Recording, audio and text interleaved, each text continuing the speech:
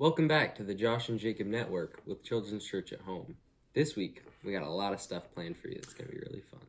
But first, we wanted to take a moment and just remind you guys about all the firefighters and everything that they're going through right now. With all the high temperatures, high winds, and intense fires, they're definitely going through a lot. And we just wanted to remind you to keep them in your thoughts and prayers with your family and just be thinking about them and ways that you can support them or you and your family can support them.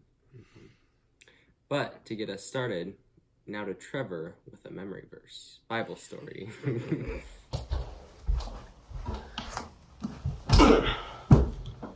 What is up, boys and girls? Today, I'm going to be reading you a story out of the Bible. You should read your Bible every day because it's good for your brain and the rest of your body. Today, I'm going to be reading you the story of Job. Now, Job, it's a big chapter. It has it's a big book of the Bible. It has 42 chapters in it. So I'm not going to go through each individual one and read, okay, so this is what it means in Greek, and this is what it means in Latin, and here is how the color red is relative to the color blue. Now, we're not going to do that, okay? I'm just going to kind of give you a short summary of, who this guy is, what we can learn from him, and, what are some takeaways we can have. So the story of Job opens, and I'm going to read this verbatim, how it says it. I'm going to start in chapter 1. Prologue. In the land of Uz there lived a man whose name was Job. This man was blameless and upright. He feared God and shunned evil. So he's a good guy, right? He had 7 sons and 3 daughters. That's a lot of kids.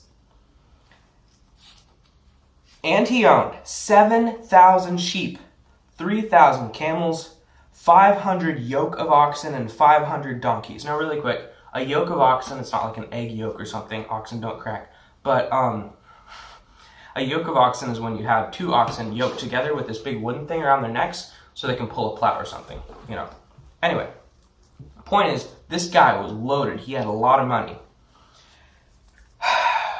He was the greatest and had a large number of servants. He was the greatest man among all the people of the East.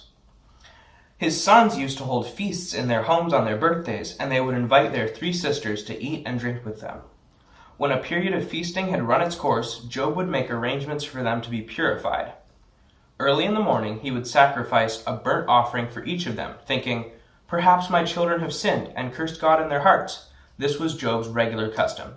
So what that means is Job's kids, remember, 7 sons and 3 daughters, 10 kids, they would have these wild birthday parties, right? And even if Job, because, under Old Testament law, you had to sacrifice, if you sinned, so that you could go to heaven or paradise. Now we don't have to do that because Jesus died. Anyway, he says, perhaps my children have sinned and cursed God in their hearts. So this means he's being super careful to follow God's law to a T. Follow God's law super carefully. He's like, I do not want to mess up God's law. And this was Job's regular custom. So Job sacrificed even if he didn't know if his children had sinned or not. He was like, just in case they did. Extra protection. Now we shift our view from the earth to heaven. And verse 6, chapter 1, verse 6.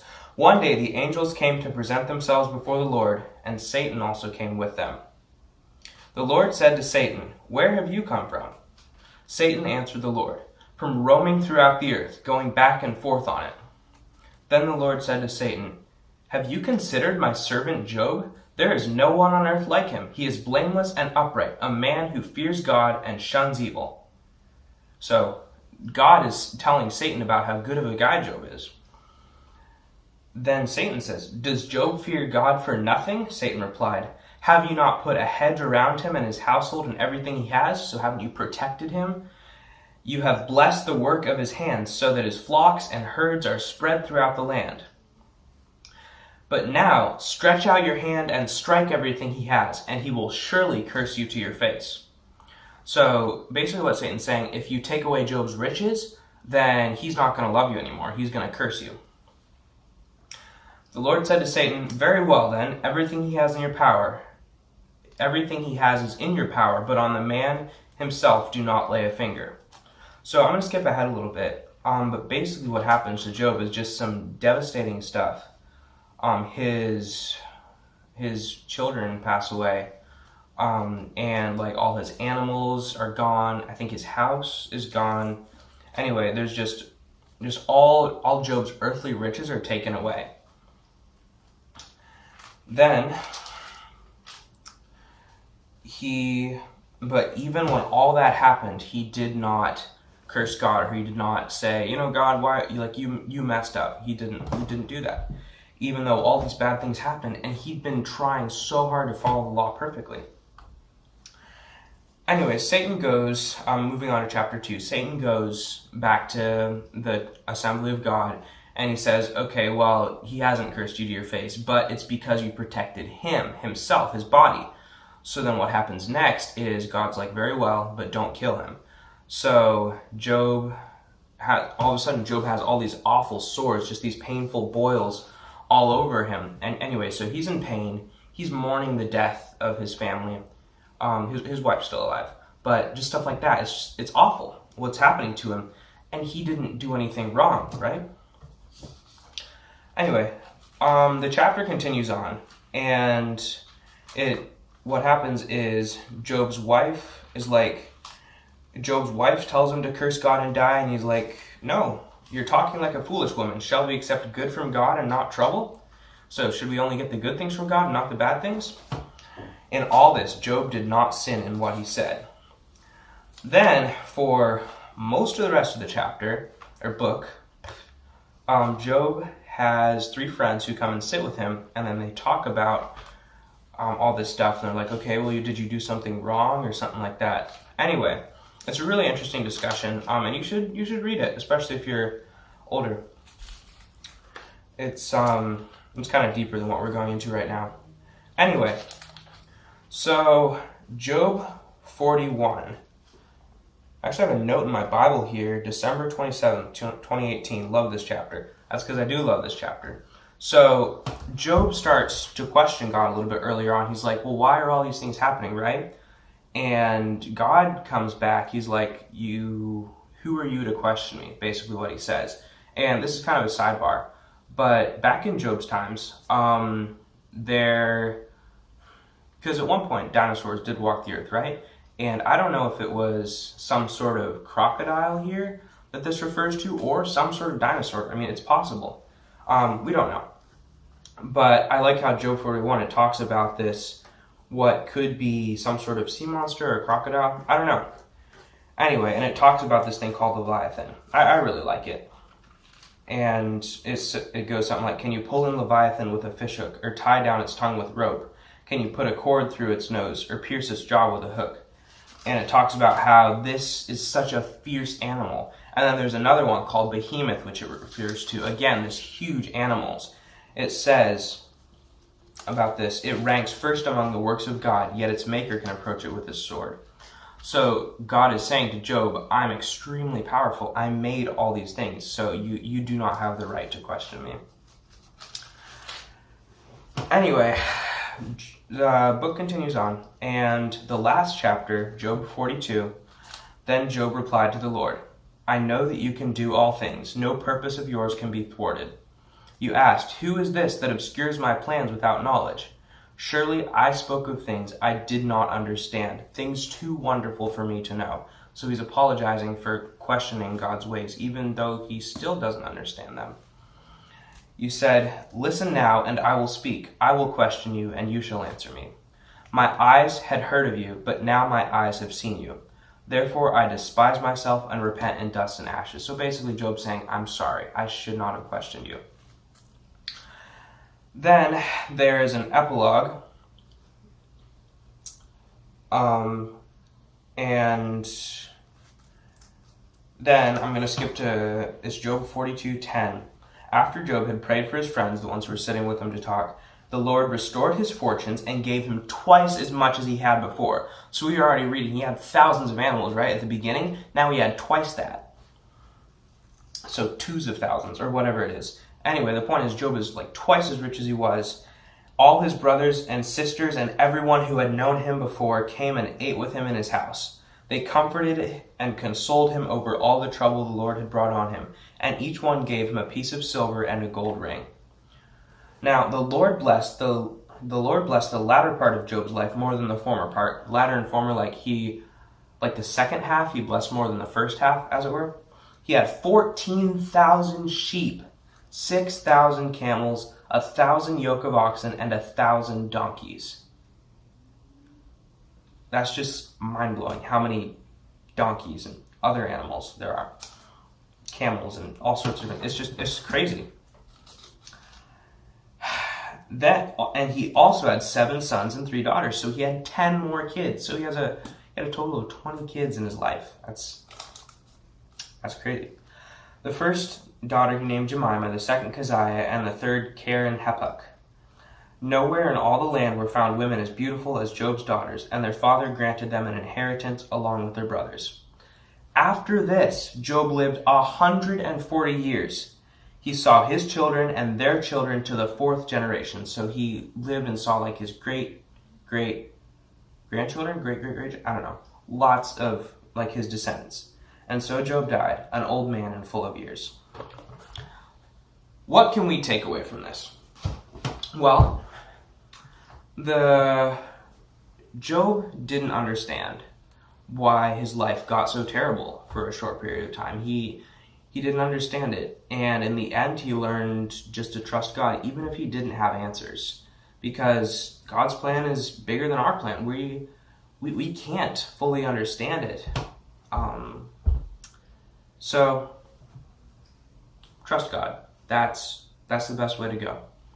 Even if you don't understand what's going on, especially with this virus and the wildfires, and there's so much smoke outside you can't see maybe 2 or 3 miles. Anyway, the world seems kind of crazy right now, and we just gotta trust God. Anyway, that is the end of the story I have for you today. I hope you enjoyed it. And on to the next segment, whatever that may be. Adios. Thank you, Trevor, for that excellent memory verse Bible story. But remember, here at JJN, we don't just tell the news. We make you tell the news. So take a minute to pause the video and talk about what you just learned.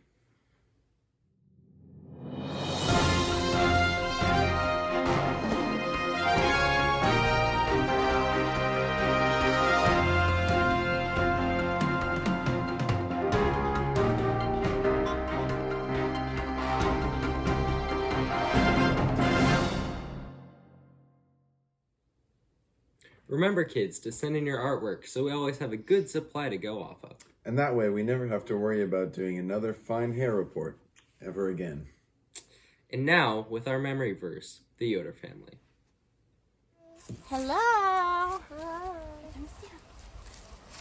Hi, Children's Church families. As you just listened about Job, he went through a lot of hardships. And even though he didn't understand what was going on, he put his trust in God, and he knew that God never left him, that God was always there with him, even though he didn't understand. So even when we go through hard times, we can hold on to the promise that God says he will never leave us. It says that multiple times in the Bible. So, are you ready for our Bible verse? Okay, this is going to be our Bible verse for this week. It's Deuteronomy 31:8. The Lord himself goes before you and will be with you. He will never leave you nor forsake you. Do not be afraid. Do not be discouraged. So, I'm going to have you guys repeat after me. Titus, you're going to repeat after me. Are you ready? Okay, say Deuteronomy 31:8. 31:8. Say it loud. The Lord himself. Say the Lord himself goes before you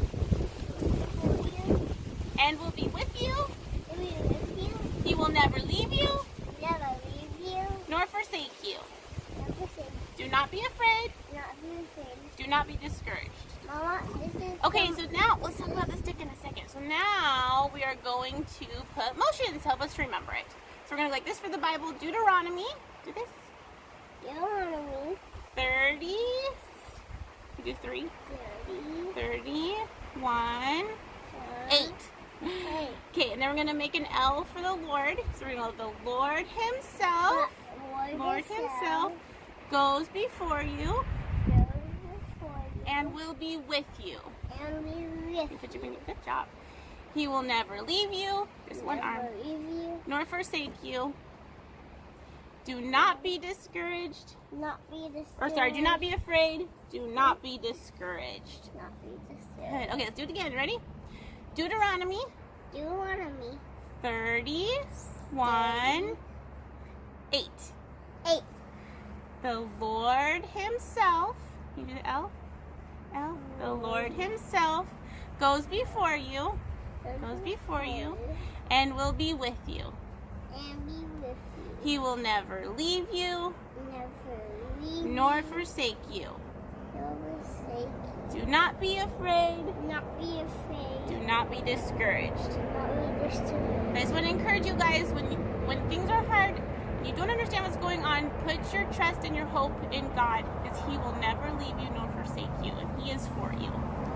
Bye! Say bye! Bye! Thanks for joining us on JJN. And just a reminder to check out the Children's Ministry website so you can see more of our award-winning videos. Well, we won't tell you which awards. They may or may not be from our moms. Anyway, remember to join us next time for some amazing content, and we'll see you. See you guys next week. Adios. Always gotta slip in adios in there.